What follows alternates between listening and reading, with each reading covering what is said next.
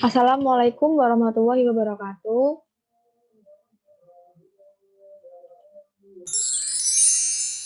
Perkenalkan, nama saya Laila Nufarda, NIM 202410102018 dari Sistem Berbasis Data kelas E.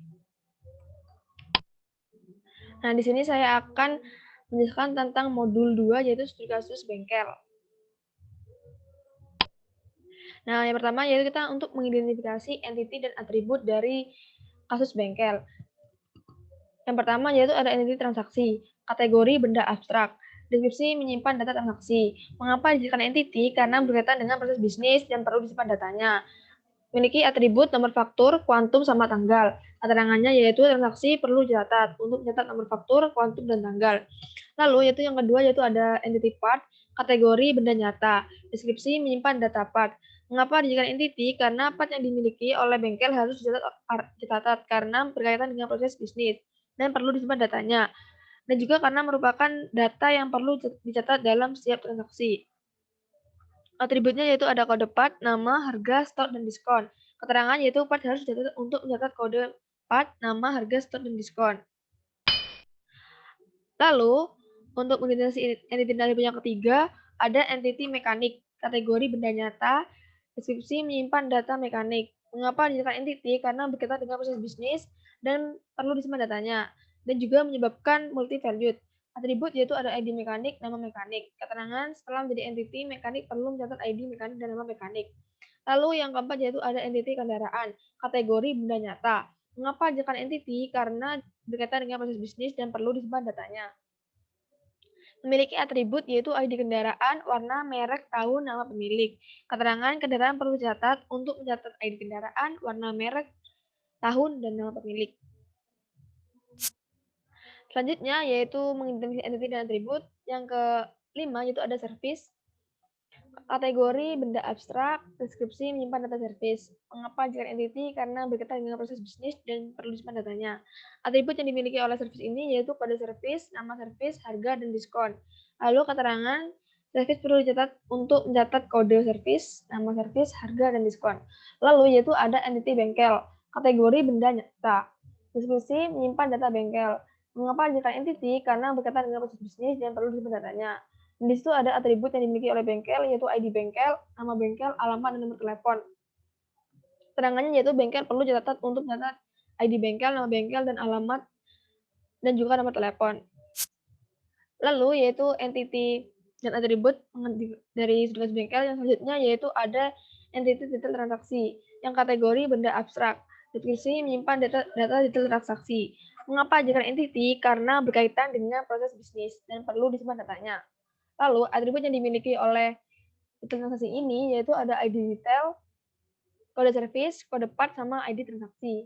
Keterangannya yaitu detail transaksi perlu dicatat untuk mencatat di detail ID detail, kode service, kode part, dan ID transaksi. Lalu yaitu untuk mengidentifikasi atribut ada opsi tambahan, yaitu ada entity kasir. Kategori ini yaitu benda nyata. Deskripsi menyimpan data kasir. Mengapa jika entity? Yaitu karena berkaitan dengan proses bisnis dan perlu disimpan datanya, dan juga menyebabkan multi-valued. Di kasir ini memiliki atribut ID kasir dan nama kasir. Keterangan yaitu setelah menjadi entity, kasir perlu mencatat ID kasir dan nama kasir. Lalu yaitu ada entity tipe kendaraan, yang kategorinya yaitu benda abstrak. Deskripsi menyimpan data tipe kendaraan. Mengapa dijadikan entity? Yaitu karena berkaitan dengan proses bisnis dan juga perlu disimpan datanya. Dan juga menyebabkan redundant sehingga bisa menjadi entity sendiri. Yang memiliki atribut yaitu ID tipe kendaraan dan juga nama tipe kendaraan. Keterangan setelah menjadi entity tipe kendaraan ini perlu mencatat ID tipe kendaraan dan juga nama tipe kendaraan. Selanjutnya yaitu mengidentifikasi entity dari multi-valued dan redundant atribut. Yaitu ada entity mekanik. Sebelumnya memang sudah saya jelaskan, di atas tadi sudah ada mengidentifikasi atribut dan juga entity-nya. Nah, untuk yang ini yaitu mengidentifikasi entity yang memiliki multi-valued dan juga redundant. Nah, di contoh mekanik ini yaitu termasuk kategori benda nyata untuk deskripsi menyimpan data mekanik. Karena ini menyebabkan multi-value. Jadi harus bisa menjadi entity sendiri. Yang kedua yaitu ada entity kasir. Nah, kasir ini mengapa dijadikan entity sendiri, yaitu karena menyebabkan multi value. Maka dari itu harus bisa menjadi entity sendiri. Lalu selanjutnya yaitu ada entity tipe kendaraan. Nah, termasuk benda abstrak dan juga berfungsi menyimpan data tipe kendaraan. Mengapa dijadikan entity? Ya karena ini tipe kendaraan termasuk redundant, sehingga bisa menjadi entity sendiri. Dan atribut yang dimiliki yaitu ID tipe kendaraan, nama tipe kendaraan. Nah, setelah menjadi entity sendiri, tipe kendaraan ini perlu mencatat ID tipe kendaraan dan nama tipe kendaraan. Selanjutnya yaitu mencatat atribut yang tidak bisa dimasukkan ke entity yang ada. Yaitu ada tipe kendaraan, nama entity kendaraan.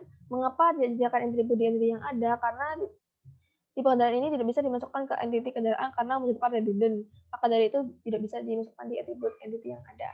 Lalu yaitu yang kedua yaitu ada diskon.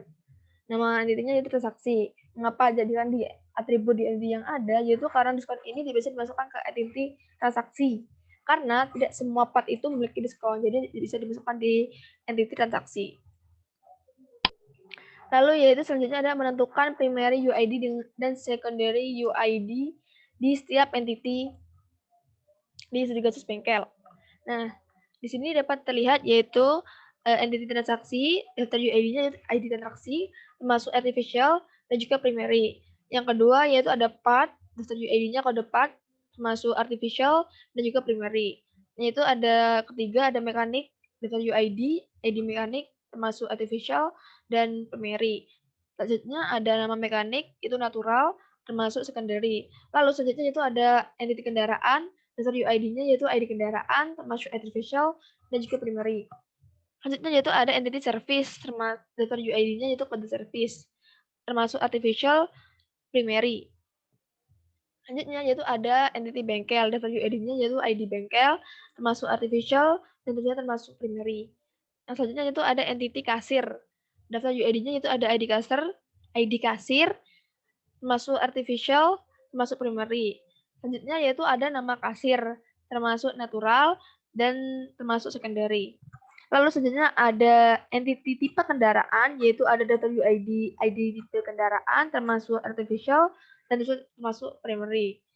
Selanjutnya yaitu ada entity detail transaksi, termasuk data UID-nya, ID detail, dan termasuk artificial dan primary. Lalu selanjutnya yaitu ada mengidentifikasi relationship antar entity. Nah, yang di warna oranye ini termasuk ada hubungan relationship, yaitu part mempunyai relationship dengan transaksi, mekanik mempunyai relationship dengan transaksi, dan juga kendaraan mempunyai relationship dengan transaksi, part, dan juga mekanik. Lalu service ini juga mempunyai relationship dengan transaksi, dan juga kendaraan. Nah, di bengkel ini mempunyai relationship dengan transaksi, dengan mekanik, dan juga kendaraan. Selanjutnya di kasir ini punya relationship dengan transaksi. Lalu di tipe kendaraan ini juga mempunyai tipe relationship tipe kendaraan mempunyai relationship dengan kendaraan. Lalu selanjutnya yaitu ada ERD dari studi kasus pada bengkel. Nah, bisa dilihat karena ini bengkel, kasir, servis, part, data transaksi, mekanik, kendaraan, dan juga tipe kendaraan.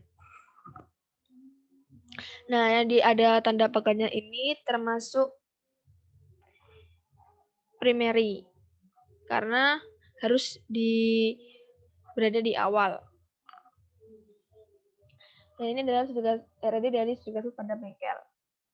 Bisa kalian lihat. Kasir mempunyai ID kasir, nama kasir. Bengkel mempunyai ID bengkel, nama bengkel, alamat, nama telepon.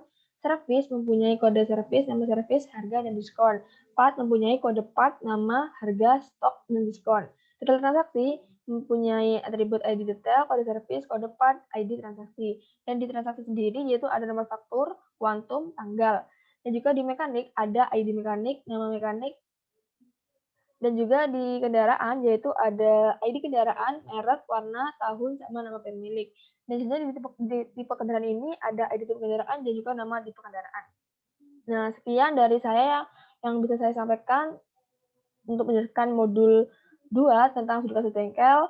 Apabila ada salah kata atau salah dalam mengucapkan, saya mohon maaf sebesar-besarnya. Sekian dari saya.